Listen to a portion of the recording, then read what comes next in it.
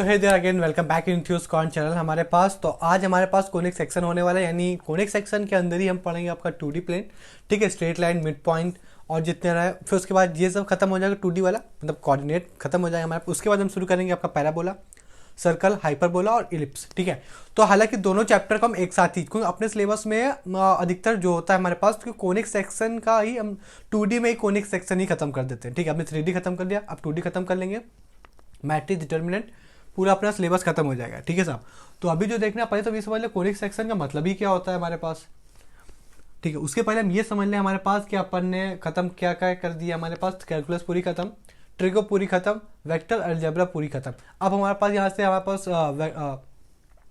Vector algebra के साथ साथ अपना एनालिसिस ज्योमेट्री के अंदर दो चीज़ आती है हमारे पास। सबसे पहले आती है हमारे पास 2D और 3D। तो 2D तो अभी चल रहा है हमारे पास, तो हालांकि ओवरऑल अगर देखें तो हमने 4 चीज़ खत्म कर दी है। अच्छा, शुरुआत में हमने सेट चैप्टर भी खत्म किया हुआ था, तो ये कह सकते हो आप कि अलजेब्रा का एक चैप्टर खत्म कर चुके हैं। लास्ट में प्रोबेबिलिटी बचेगी, मुश्किल से हमारे पास देखो छोटे छोटे चैप्टर है हमारे पास, लॉगरिथमिक है, क्वाड्रेटिक है, यही सब बचेंगे हमारे पास।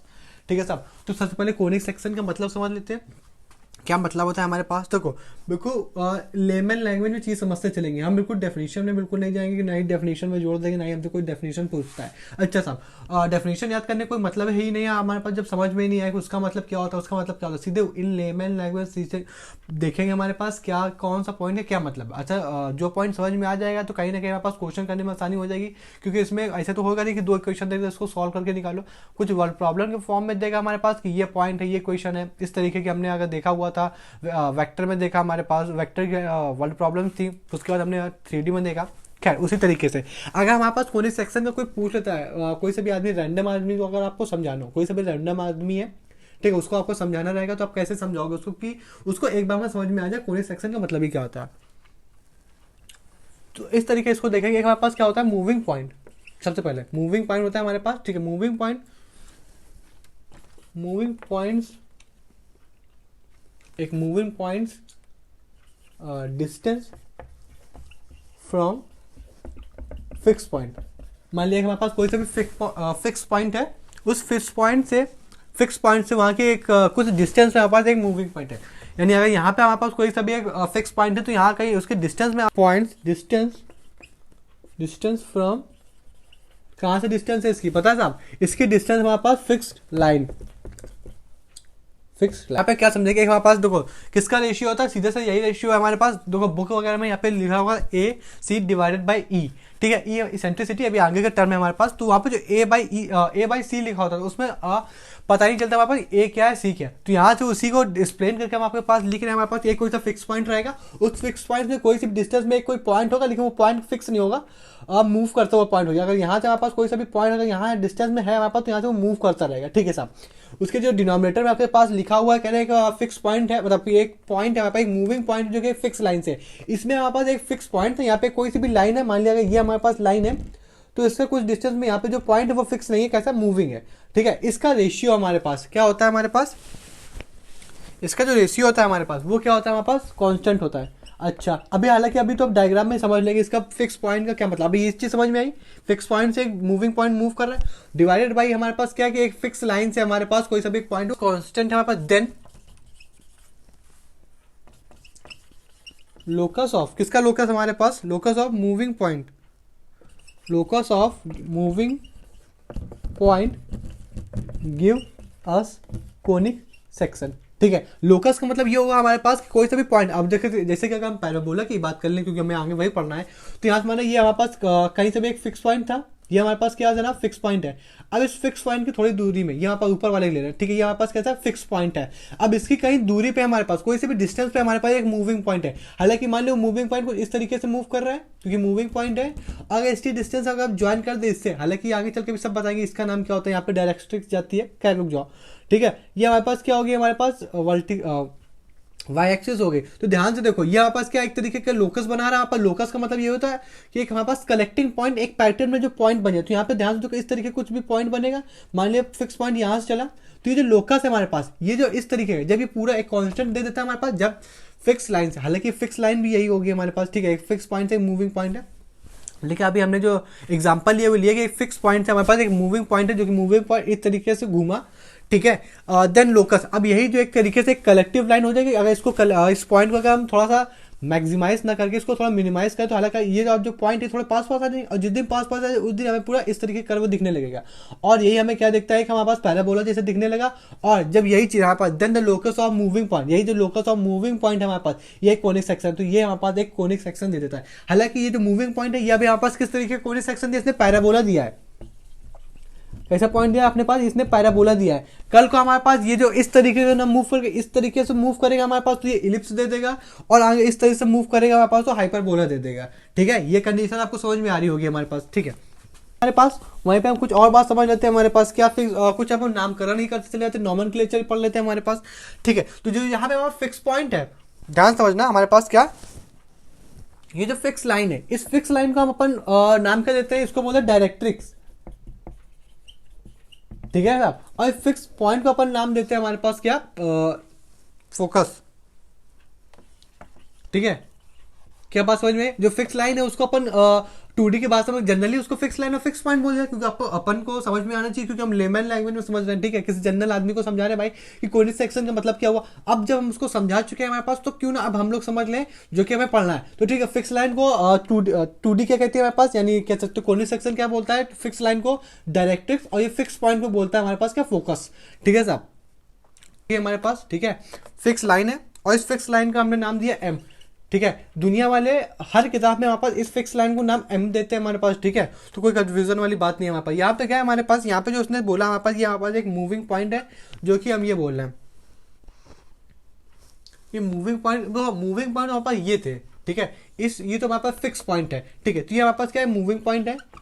और ये भाई साहब हमने ये अगर ये लाइन है और ये एम है, तो इस लाइन को हमने कुछ नाम दिया था डायरेक्ट्रिक्स, तो इसको लोग क्या बोलते हैं, डायरेक्ट्रिक्स, ठीक है साहब। और यहाँ से एक हमने पास दूसरी लाइन ली, जिस दूसरी लाइन को दुनिया वाले आसानी से बोलते हैं हमारे पास फिक्स पॉइंट, और फिक्स पॉइंट को अपन ने नाम दिया क्या, इसको बोलते हैं, हाँ, इसको लोग कैसे डिनोट करते हैं, इसको हमेशा एम से डिनोट करते हैं, हर बुक में इस पे हमेशा पी से डिनोट करते हैं, और साहब इसको एस से डिनोट करते हैं। इस जगह फिक्स पॉइंट हमारे पास ये है, ठीक है। तो फिक्स पॉइंट को अपन ने नाम सीधे सीधे लिख दे रहे फोकस, ठीक है। तो ध्यान से देखो, तो ये जो अपने पास कांस्टेंट लिखा हुआ है, ठीक है। अब इसको अगर यहाँ पे रफ कर दें तो ये लिखा हुआ मूविंग पॉइंट कहाँ पे है, ये मूविंग पॉइंट अपना, ध्यान समझना, ठीक है। मूविंग पॉइंट अपना कौन सा, ये पी वाला, ठीक है। तो moving point distance from XP, sorry fix point, तो ध्यान से देखो मूविंग पॉइंट की डिस्टेंस कहाँ से, फिक्स पॉइंट से। मूविंग पॉइंट की डिस्टेंस कहाँ से, फिक्स पॉइंट से।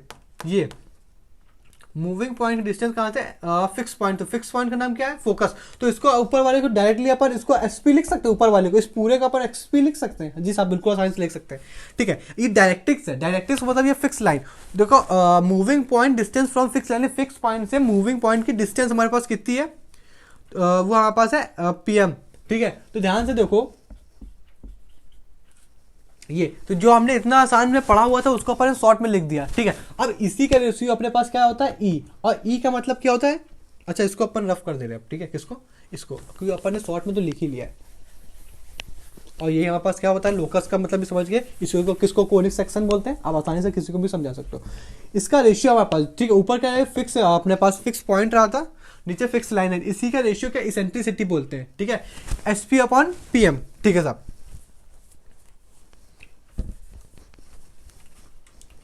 ई का मतलब इसेंट्रिसिटी।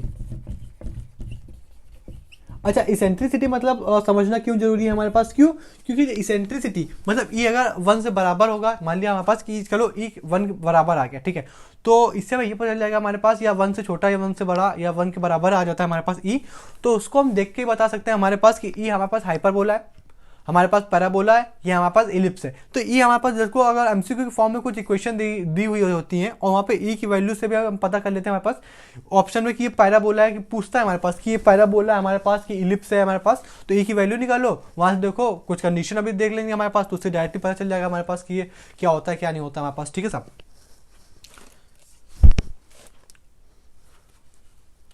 हाँ, बिहाफ ऑफ इसेंट्रिसिटी, ठीक है। अब इसेंट्रिसिटी के बिहाफ पे हम बात कर लेते हैं। इसेंट्रिसिटी मतलब ई को, ठीक है,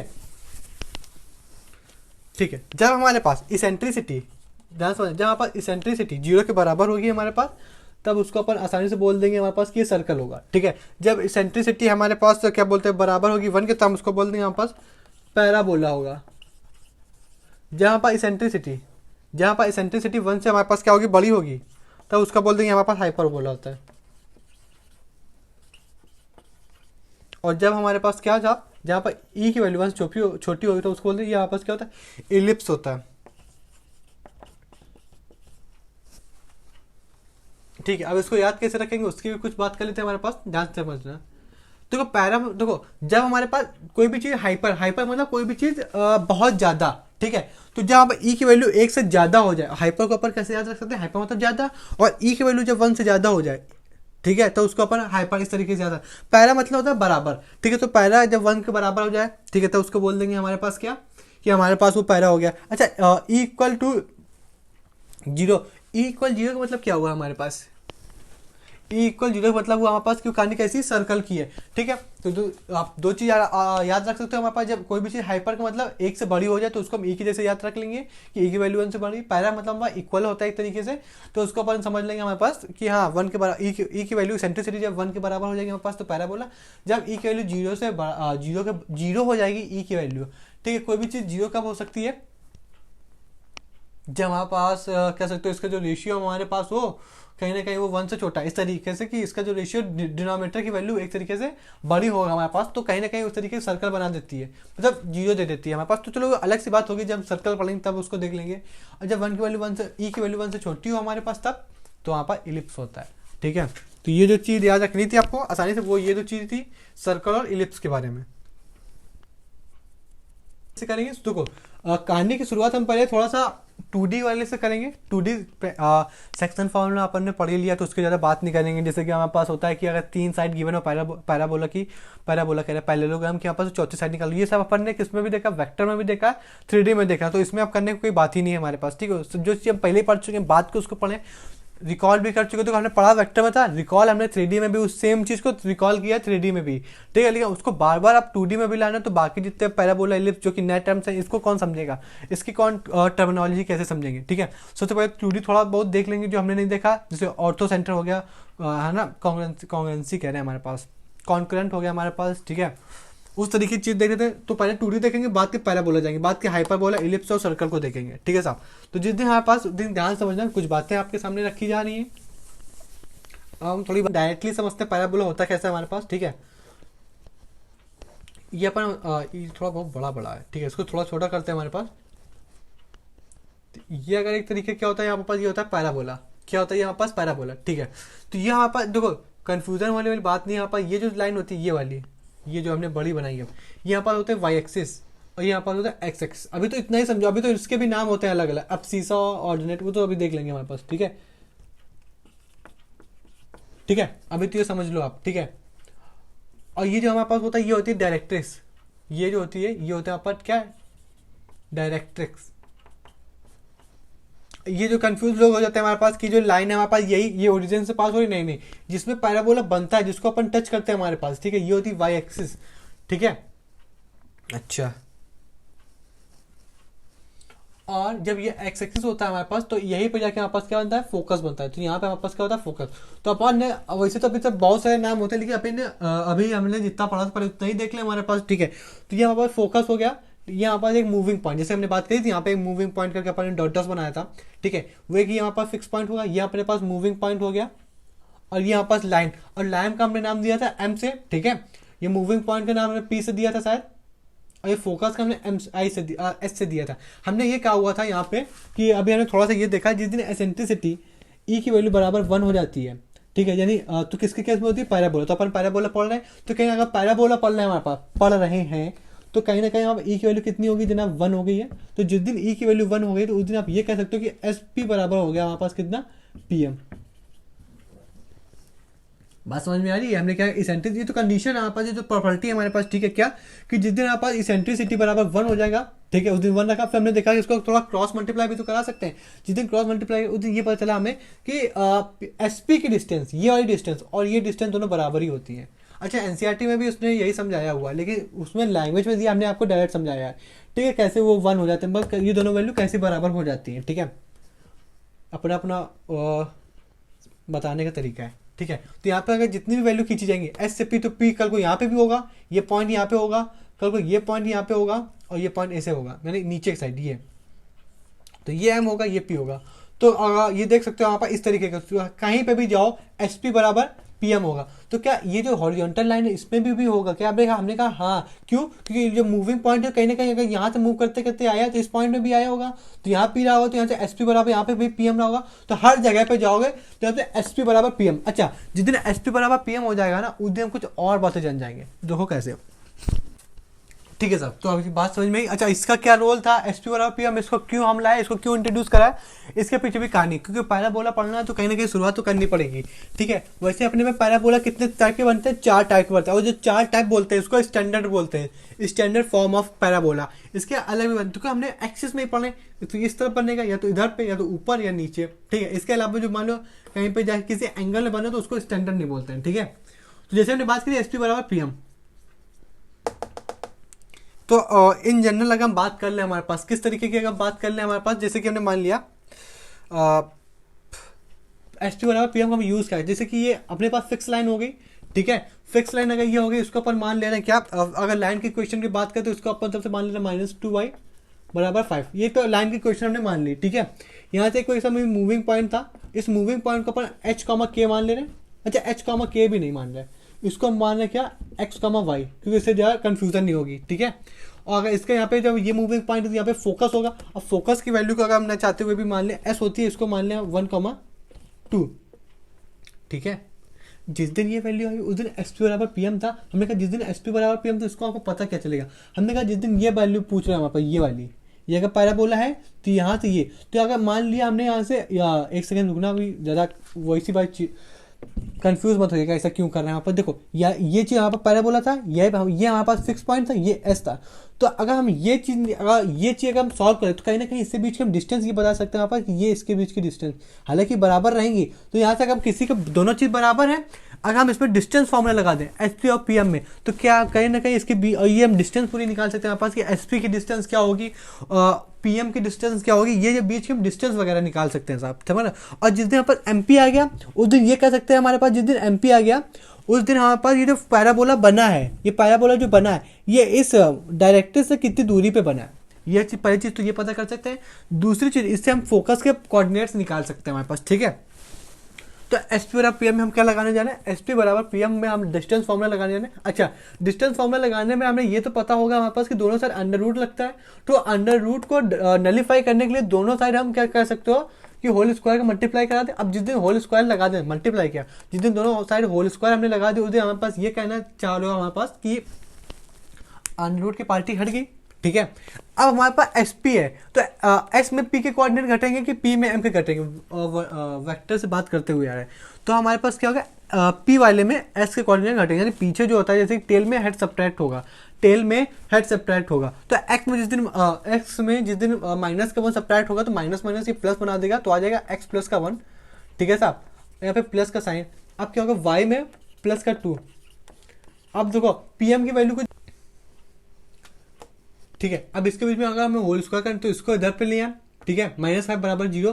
तो जिस दिन यहाँ पास क्या, अब इसकी इस बारी ये जो यहाँ पे लिखा हुआ ये पार्टी लिखी हुई है, ठीक है, यहाँ पे इसका होल स्क्वायर, तो जिस दिन सब्ट्रैक्ट करेगा हमारे पास उस दिन पूरी पूरी बराबर में कुछ आ जाएगा, और जिस दिन पूरे पूरे में आ जाएगा उस दिन हमारे पास ये क्या हो जाएगी, पूरी हमारे पास हो जाएगी,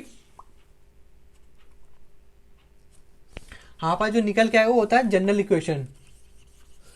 इक्वेशन ऑफ पैराबोला। हालांकि इसका यूज नहीं है हमारे पास, किसका यूज नहीं, इस जनरल इक्वेशन का यूज नहीं है, लेकिन आपको ये चीज समझनी पड़ेगी यहाँ पास एस पी बराबर पी एम होता है, और इसके साथ हमें इसकी वैल्यू चाहिए होती है हमारे पास, तो दोनों साइड डिस्टेंस फॉर्मूला लगा देते हैं। डिस्टेंस फॉर्मूला को और आसान करने के दोनों साइड होल स्क्वायर कर देते हैं, क्योंकि अभी इसके फॉर्मूले वगैरह इसका कैसा यूज होगा अभी हम इसको देखेंगे साहब, ठीक है। तो हालांकि हमने बता दी जनरल इक्वेशन का भी यूज़ नहीं है। अच्छा, अपने में जनरल इक्वेशन का यूज़ नहीं है, लेकिन उसने कुछ बातें अपने सिलेबस में हैं, तो बातें करनी पड़ेगी हमारे पास। उसमें डेल्टा होता है, डेल्टा से पता चलता है हमारे पास, जैसे कि इससे पता चल जाता है हमारे पास कि हाइपरबोला है, पैराबोला है या सर्कल है कि नहीं है, किससे पता चलता है, इसेंट्रिसिटी से।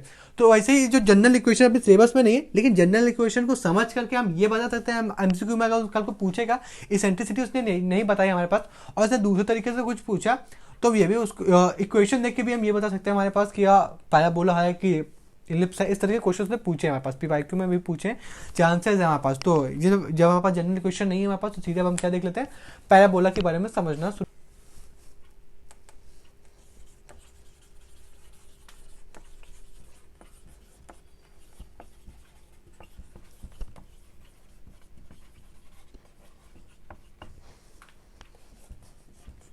जी साहब, ये क्या लिखा हुआ पास, general equation of conic section. ठीक है, अब ये जो इतनी अच्छी चीज़ है कि आपको इसे तुरंत पता चल जाएगा। देखो कैसे, देखो ये सब पॉइंट हमारे पास अच्छे हैं, तो ये समझने वाली बात है। कल को हमारे पास इसकी इक्वेशन थोड़ा याद रखनी पड़ेगी हमारे पास। ठीक है, ए एक्स स्क्वायर, ठीक है, प्लस का हमारे पास आता 2 k x y, के क्या था सर, के नहीं सॉरी एच, 2 h y, फिर हमारे पास आ जाएगा बी वाई का स्क्वायर, जी एक्स प्लस का 2f(x) प्लस का c बराबर 0। ये यहाँ पास होती क्या, जनरल इक्वेशन, किसी कोनिक सेक्शन की यहाँ पास जनरल इक्वेशन होती है, इतनी बड़ी। तो हाँ, इतनी बड़ी होती है हमारे पास, और इसको आपको याद रखना पड़ेगा। क्यों, इसका क्या जरूरत है हमारे पास, क्योंकि इसकी जरूरत है कल को इस तरीके के क्वेश्चन जो अभी हमने इसकी जस्ट पहले बताई होती ना, तो उससे यही चीज़ निकल के आती है। हो सकता था यहाँ पे 2 की जगह और भी कुछ आता, लेकिन इसी का 2 का मल्टीपल ही आता है हमारे पास। क्यों, क्योंकि उसके हमने लाइन की इक्वेशन कुछ दूसरी ली हुई थी। ठीक है, जो लाइन की इक्वेशन कुछ दूसरी हुई थी, जनरल इक्वेशन क्या हमारे पास यही है, उसमें यही चीज़ बनती है। अच्छा, इसके ये पता चल जाता है भाई हमारे पास क्या, कि यहाँ पर जैसे कि कल को हमारे पास जैसे कि वो देगा हमारे पास, लेट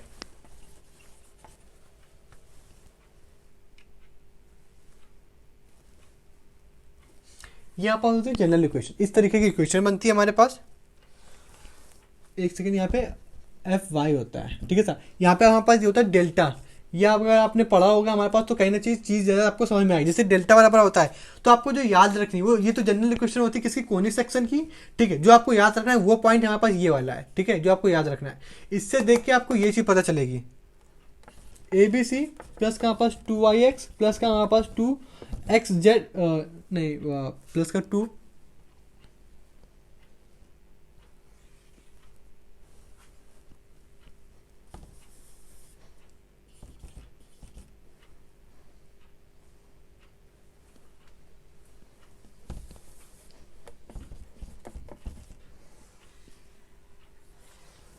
आपको देखो क्या होगा हमारे पास। देखो, अगर आपकी किस्मत अच्छी रही तो आप वो आपके सामने क्वेश्चन में ये चीज़ ला के देगा, किस्मत अगर अच्छी रही। अगर किस्मत बहुत बुरी रही तो आपको जैसे बताया था ना कि एस पी बराबर PM रखो, फिर उसका होल स्क्वायर करो, आखिरी में इसी तरीके का कुछ बनेगा। अच्छा, इस तरीके का अगर उसने दिया, मान लिया आपकी किस्मत बहुत अच्छी है, उसने आपको इस तरीके का क्वेश्चन दिया हुआ है।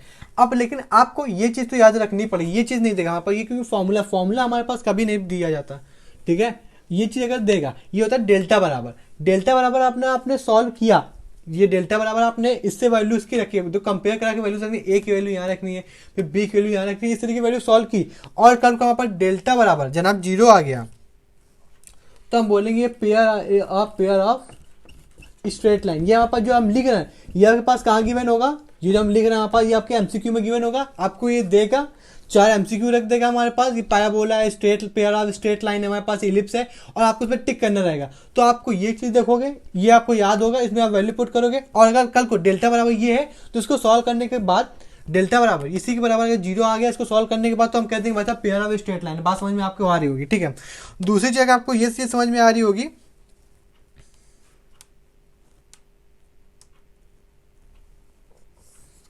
डेल्टा बराबर कल को बराबर 0 नहीं आया, एक हो सकता है कि 0 ना आए, डेल्टा बराबर 0 ना आए, कोई ऐसे भी न्यूमेरिकल वैल्यू आ जाए, और वहाँ पे क्या बोलते हैं उसको, कि ए की वैल्यू बराबर बी हो जाए, और हमारे पास एच की वैल्यू बराबर 0 हो जाए। हालांकि थ्योरेटिकल है, ठीक है साहब, लेकिन यही आपको नंबर दिलाएगी, इसको अलावा कुछ तो कर ही नहीं सकते हमारे पास। क्या कि हो सकता है हमारे पास कल को वैल्यू, इसको हमने सॉल्व करें, ठीक है, जिसको हमने इसको सॉल्व किया, इससे वैल्यू देखी, इसमें रखी, डेल्टा की वैल्यू, इसको सॉल्व करने के बाद डेल्टा की वैल्यू 0 नहीं आ रही, कोई इसमें न्यूमेरिकल वैल्यू है। फिर हमने और ध्यान से देखा कि जो ए की वैल्यू है ना साहब, वही बी की वैल्यू है। सॉल्व करने के बाद जो ए की वैल्यू है वो बी की वैल्यू है, और वहीं पे एच की वैल्यू क्या है, 0 है। तो हम खुशी बोल देंगे हमारे पास कि ये ऑप्शन कैसा सर्कल है।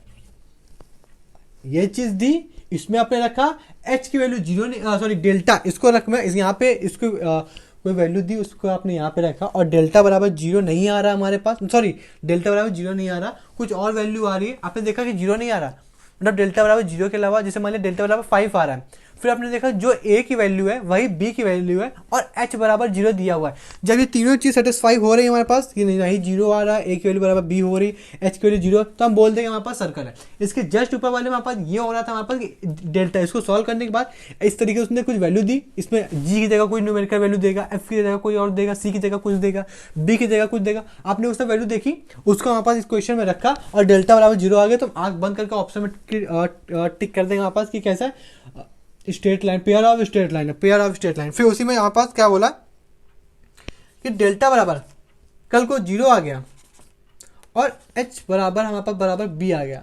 मतलब क्या, ये सब कंडीशन है, ये सब स्ट्रेट लाइन में पढ़ी जाती है हमारे पास। लेकिन स्ट्रेट लाइन का आपने एनडीए सिलेबस में देखें तो बहुत टाइम उसमें क्वेश्चन पूछा ही नहीं है। जैसे कि अगर शुरुआती बात करें 2009, हाँ 2010, इसमें अगर प्रीवाईक्यू आप देखोगे उसमें एक भी क्वेश्चन आपको pair of straight line question नहीं मिलेंगे। बीच में उसने पूछा 11-12 में पूछा, फिर उसने नहीं पूछा, तो अलग सेपरेट चैप्टर न बना करके उसमें हमने इसी में इंक्लूड कर दिया, तभी इसको हमने 2D में रखा हुआ है। ठीक है, स्ट्रेट लाइन भी पूरा पढ़ लेंगे हमारे पास। ठीक है, आपने चीज देखा। अब शायद देखो आपके दिमाग में है कि एच स्क्वायर बराबर ए बी है, तो आप बोल रहे हैं हमारे पास ये पैराबोला है। हमने कहा हाँ, तो आपने कहा कि यहाँ पे भी डेल्टा बराबर 0 है और यहाँ पे डेल्टा बराबर 0। हमने कहा नहीं, डेल्टा बराबर 0 इसकी भी कंडीशन है, डेल्टा बराबर 0 इसकी भी कंडीशन है। ठीक है, लेकिन इसमें आप सीधे देखोगे डेल्टा बराबर 0 अगर आ रहा है हमारे पास तो पेयर ऑफ स्ट्रेट लाइन है।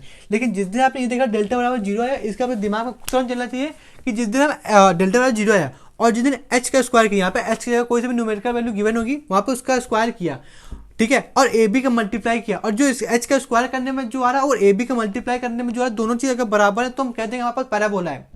ठीक है, अब आपको एमसीक्यू में कैसे समझना है, मान लो उसने ये क्वेश्चन दी, ठीक है साहब, उसने आपके पास क्वेश्चन दी ये वाली, आपने ये वैल्यू में ये फॉर्मूले में आपको याद था, आपने उससे वैल्यू उठा के जिसकी जो वैल्यू थी आपने उसको वहीं पर रख दिया और देखा डेल्टा बराबर 0 आ रहा है। अब डेल्टा बराबर 0 आ रहा है, आपके दिमाग में चला कि डेल्टा बराबर 0 आने में साला दो चीज़ होती थी। क्या, पहली चीज़ तो हमारे पास पैराबोला भी हो जाती, दूसरी पेयर ऑफ स्ट्रेट लाइन।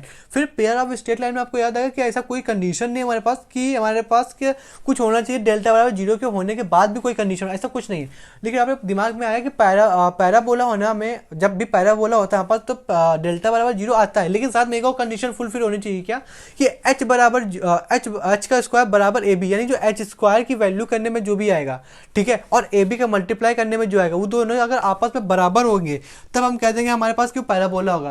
अगर ये दोनों आपस में बराबर नहीं होंगे और केवल एच बराबर 0 है तो बोल देंगे स्ट्रेट लाइन है। बात आपको बिल्कुल अच्छे से समझ में आई होगी। ठीक है, और कल को अच्छा दो चीज बची हुई है ना। ठीक है सर, जिस दिन हमारे पास एच की वैल्यू, डेल्टा की वैल्यू 0 के बराबर नहीं आई, हो सकता है कुछ और आ जाए। ठीक है, जिस दिन हमारे पास 0 की वैल्यू और डेल्टा की वैल्यू समझ गए ना, इससे कोई से कंपेयर करके रख लोगे। ठीक है, कोई कोई होता है उसको अभी तक ना समझ में आया होगा, होते हैं बहुत लोग। ठीक है, डेल्टा की वैल्यू अपन ने देखी, इसमें सॉल्व करने के बाद डेल्टा की वैल्यू 0 के बराबर नहीं आ रही। फिर अपन ने फिर उसके बाद एक और कंडीशन होती है क्या, कि जब एच स्क्वायर की वैल्यू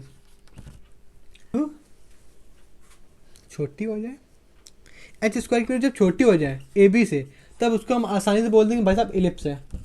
बात समझ, अब तो आपको समझ में आ रहा होगा। और जब वहाँ पर डेल्टा की वैल्यू 0 के बराबर ना हो, ठीक है, और एच स्क्वायर की वैल्यू जनाब छोटी हो जाए किससे, ए बी से, तो हम उसको आसानी से बोल देंगे हाइपर बोला है, हाइपर बोला।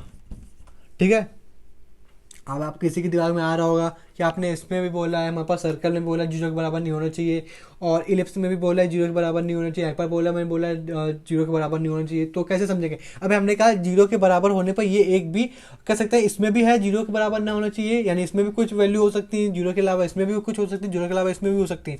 लेकिन सब सेम थोड़ी ना है। सर्कल होने के लिए हमारे पास ये कंडीशन अलग है, हाइपर बोला होने के लिए ये कंडीशन होनी चाहिए, इलिप्स होने के लिए ये कंडीशन होनी चाहिए, सब सेम थोड़ी। हाँ, इधर पे सेम है कि डेल्टा बराबर जब 0 ना हो। ठीक है, एक और होता है पर रेक्टेंगुलर हाइपरबोला। ठीक है, उसको भी समझ ही लो, वैसे तो चांस नहीं उसका, तो समझ ही लो। रेक्टेंगुलर हाइपरबोला के लिए क्या होता है कि वो भी बराबर 0 नहीं होता। ठीक है, और एच स्क्वायर की जो भी वैल्यू होती है हमारे पास, ठीक है साहब, जो भी एच स्क्वायर की वैल्यू होती है हमारे पास, वो 0 से बड़ी, सॉरी ये सेम होती है जो हाइपरबोला में भी होती, ये हाइपरबोला में है और ये यहाँ पर इलिप्स में। ठीक है, हाइपरबोला में क्या होता है हमारे पास, देखो हाइपरबोला याद रखना है, सीधे सीधे हाइपरबोला से क्या होता है हमारे पास, एच और एच, और हाइपरबोला में क्या होता है एच, और एच ही हमारे पास बड़ा होता है किसमें, हाइपरबोला में। तो एच ऐसे याद रख सकते हो, हाइपरबोला इसका मतलब एच की वैल्यू बड़ी है, ठीक है, इस तरीके से याद सकते हो यहाँ पर। और अगर इसके साथ में कंडीशन होती है ए प्लस बी बराबर 0 होना चाहिए, यानी यहीं पे कहीं ना कहीं ये बात हो रही है हमारे पास क्या, कि न्यूमेरिकल वैल्यू सेम होगी लेकिन हमारे पास साइन इसके अलग अलग होंगे, तभी तो ए बी बराबर 0 रहा होगा। चलो ये तो छोड़ो, इसको कंफ्यूज हो जाओ फालतू। और इसी का मतलब होता है हमारे पास क्या, रेक्टेंगुलर हाइपरबोला की कंडीशन है, रेक्टेंगुलर हाइपरबोला, ठीक है साहब।